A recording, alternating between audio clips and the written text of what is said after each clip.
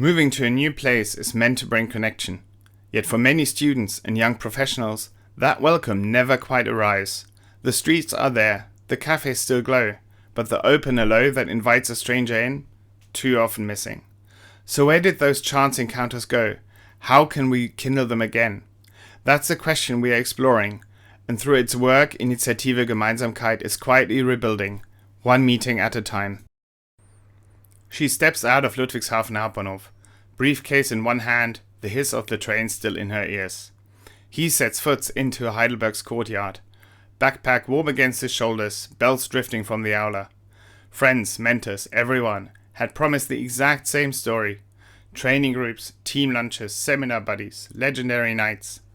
She pictures her first coffee with the team. He imagines a noisy domed kitchen. Connection, they said, would simply happen. And they both believe it for now. New city, new freedom, new people. Two strangers 30 kilometers apart, sharing the same clear hope that the coming weeks will seed the friendships that will guide their years ahead. Glass doors slide open as she steps into the office corridor. A colleague in a yellow cardigan waves her over, nudges a chair, slides a fresh badge across the table. Coffee steams, laptops hum, names swirl with quick laughs about the morning train. Over a sandwich she hears, "We'll grab lunch again tomorrow, alright?" and hopes the offer sticks. In Heidelberg's courtyard, he is hailed by two classmates. Handshakes, a joke about getting lost in the old library, a link to the Freshers Week WhatsApp group. Schedules compare, smiles linger, then backpacks swing on. Both moments feel open, courteous, almost promising. Yet as they walk away, each realizes the details are already blurring. No silence, but still no clear signal that any of it will last. Evening settles. In her new apartment she slips off the jacket, turns on her dim desk lamp and scrolls. Yes, smiles today, even a let's grab lunch again, but the team chat keeps pinging only with Wi-Fi passwords and printer codes. Useful, but not inviting. Old threads from old cities blink back, memories, not momentum. Across the river, a dorm lamp throws the same late glow. He opens the Freshers group, 30 icons talking timetables and admin links. His simple, anybody grabbing dinner, sits unanswered, already sliding up the feed. Names, nods, light jokes between lectures. Yet tonight it's only him, the hallways hum, the phone's pale light. Both stare at the screen and ask the same slow question. When does the new place start to feel like life? And what if the signal never comes? The personal moments you just watched are not outliers. Two recent quantitative studies, one from 2018, another from 2025, reached the same conclusion. Loneliness on campus is no fringe issue. Roughly 1 in 3 students reports feeling cut off, and the numbers can be higher in the very first student year. Risk climbs further for newcomers who live alone or arrive with an immigrant background. In other words, the early months matter the most. Keep that in mind as we step back into our story, because polite smiles fade quickly when real support and belonging don't follow. Lunch hour. She circles the bright cafeteria, tray in hand. The clatter of cutlery, bursts of laughter, thumbs sweeping screens. Tables are full, conversations looping, but not one head lifts to make room. Polite walls built long before she walked in. She stands, smiles once, and feels the smile come back unanswered. A courtyard away, he hesitates at a sunny bench. Students sit shoulder to shoulder, each sealed behind headphones and glowing glass. Birds call, notifications chirp louder. Should he sit? Would that be weird? No eye contact answers for him.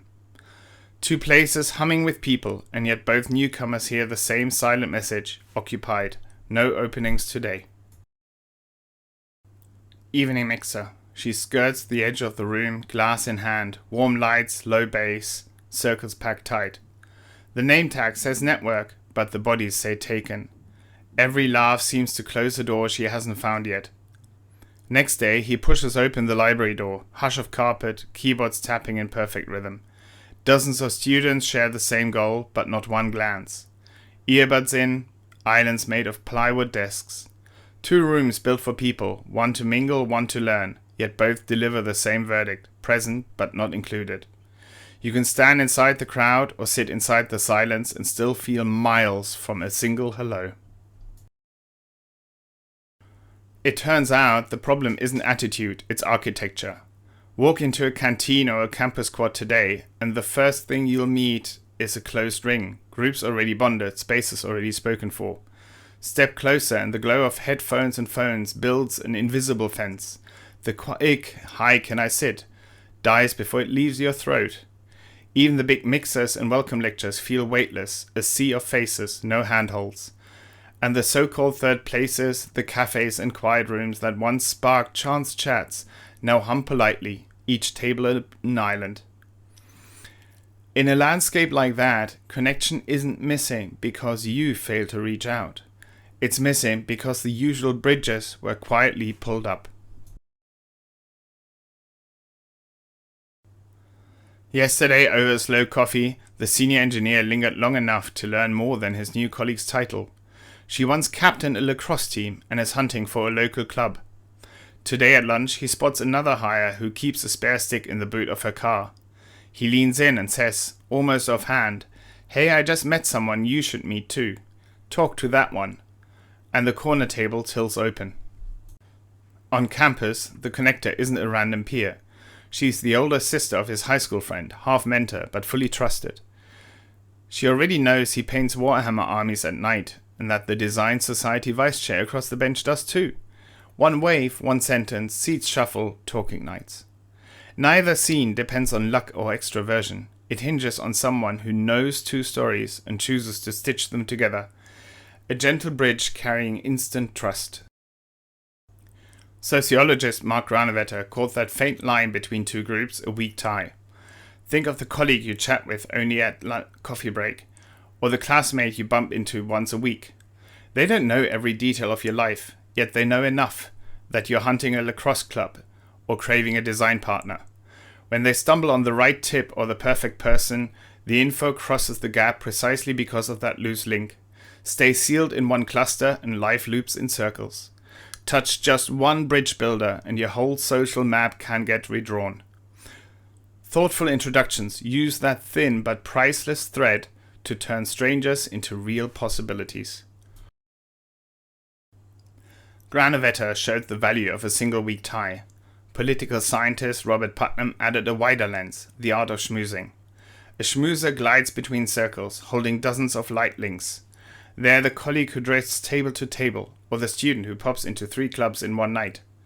They remember your love of lacrosse, her search for a flatmate, his knack for Photoshop, and they stitch those needs together before anyone thinks to ask. One schmoozer can pull a newcomer straight into the center of a social web. Scale that mindset or build a system that copies it, and whole communities become easier to enter, conversation by conversation. Picture a room that breathes conversation. Step into Hagestolz in Mannheim's Jungbusch, our closest echo of a talk-happy Kölner Kneipe. People stand shoulder to shoulder, pills and cocktails sliding down the bar, strangers leaning in to trade stories before they've even swapped names. Nobody worries about breaking the ice, the room does it for them. Urban sociologist Ray Oldenburg called these rooms our third places, neither home nor work, yet as essential as both. Their secret is simple: the seats belong to everyone. When a chair stays openly vacant, it silently invites the next voice. The etiquette is to welcome it. Laughter rises, stories overlap, and by the second round you've borrowed a pen, offered a tip, and met a friend of a friend. In regions where people lean back a bit more reserved, as we often do here in the Palatinate in Baden-Württemberg, the same magic can still happen, but the room has to signal loudly that newcomers are wanted. That signal is what makes a third place a social magnet, and it's the feeling we want to recreate wherever our newcomers land. Your parents told you university would be where you'd meet friends for life. They had places that helped though. The pub after lectures, the late night library table, the neighbor who nudged 2 shy newcomers together. In rooms like those, even a casual hello could open a whole new map. And now look again. The friendly regulars retire, the weak tie snap, a silent sign appears above the table, group already closed. Students live farther apart, juggle shifts, study through earbuds. The cafe hums, but nobody crosses the invisible line. Friendships aren't failing because you're doing it wrong. The openings we counted on were quietly removed. That missing architecture isn't a personal flaw. It's a design gap we can choose to rebuild. Talk to That One isn't another scroll all night app. It won't chase you for clicks or try to earn your free time. It's a small non-profit project built by Initiative Gemeinsamkeit with a single goal: help people connect better right where they already live. We're beginning here in the Rhine-Neckar area because it's our own backyard. Every cafe we nudge, every study table we warm, we'll feel it too. The scale is modest at first, but each thoughtful match stitches another gentle line across the map. Help 10 pairs who would have never met, and a village of weak ties appears. Do that often enough, and the region grows a little closer, a little warmer, a little more alive, one nudge at a time. Map any town, you'll see 4 familiar circles: a church group, a university cohort, a neighbor's chat, a Thursday hobby club. Inside those rings, plenty of people still know just one name well enough to call after dark. That leaves them balanced on a single thread. Now add a handful of quiet nudges inside every circle. The first-year chemistry major lands in a study trio. The new alto is walked to the choir Stammtisch. A neighbor joins the street's weekend jog. Each person gains a second, even a third dependable tie. The circle itself grows stronger and nobody is left holding a single strand. But some passions live beyond the walls. A campus DJ who finds her real tribe in the city's night scene. A language-loving retiree who clicks with the international expat club. For them, a well-placed bridge, one schmoozer's introduction, carries the friendship that their home circle can't supply. Soon the map looks less like 4 ponds and more like one flowing river. That is Talk to That One's lane. First double the steady links inside each community, then when a better match lives elsewhere, open a doorway across. No ownership, no takeover, just enough smart introductions for everyone to find a place and for every passion to find its people. Talk to That One isn't a place to park your social life. It's a launch pad. During your first weeks, we sent you one quiet nudge a week, 5 to 7 in all, each like a friend's whisper: hey, talk to that one. From those invites, most people land 2 steady companions who'll grab coffee, smash quiz nights, or roam the city beside them. After that, the map is yours. No feeds, no swipes, no endless pings. Want to branch into new circles later? Tweak your profile, get another careful timed spark, then head back out. See a newcomer who looks a little lost? Pass the spark on. Because success here isn't measured in time on our system. It's walking out of the door with a small solid crew and the confidence to keep weaving fresh links on your own. Most apps fire 10 quick questions and then start swiping. We do the opposite. We listen first. Step 1 is your friendship style. How honest you need people to be. How much spontaneous hospitality matters. Those prompts come from centuries of thinking about character and the latest friendship research, from Aristotle to Dunbar and Hall. Step 2 is interests. A catalogue of 120 domains: music, sports, philosophy, travel. Choose the 5 to 15 that truly matter. Then open the subfolders where the flavor lives. Racket sports, street photography, applied ethics. Know yourself well? You'll sail through in about 15 minutes. Prefer to stop and think? Reflection is part of the point. Just aim to finish in one sitting so nothing times out. No click tracking, no shadow data, just honest detail that powers one thoughtful introduction. After the questions, you don't get a feed, you get one match. The kind of a good friend with a long memory would set up. Someone who also cooks from family memory, rebuilds cassette decks, and signs the same micro petitions at midnight. You read their card and think, wait, you too? That's the target. Not kind of similar, not same vibe, but a match that feels handpicked because behind the scenes it was. The clock on the new friendships starts the day you arrive. Research shows most lasting bonds spark or don't within the first 8 weeks of a new city, job, or term. It isn't charm, it's timing. Social networks seed fast. Join early and you'll tilt the odds for yourself and the next newcomer. Every extra person enlarges the pool, so each match lands warmer, each success comes easier. That's not platform growth. It's a local shift that strengthens with every handshake we launch together. The first weeks of a new term, a fresh job, or an apprenticeship fill up fast. Use a slice of that window now. Click Create Profile, give us one focused hour, and make yourself findable. You might meet an after-work football site, a language exchange pal, a quiz night crew, or help someone else land theirs.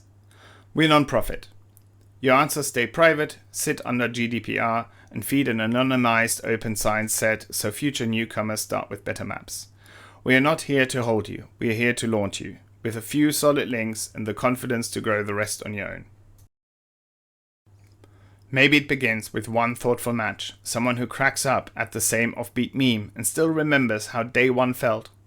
Together you start collecting moments, cappuccino at 10 in a sunlit Heidelberg cafe, quiz night laughter in a Jungbusch bar, a dawn trail that climbs the Odenwald Ridge, clinking Schorle glasses at a Palatinate Winefest, and an open-air film under the cranes of Ludwigshafen. One outing at a time, the region shifts from brochure lines to lived-in stories. And before you notice, you're the one spotting a newcomer, smiling and saying, "Hey, talk to that one."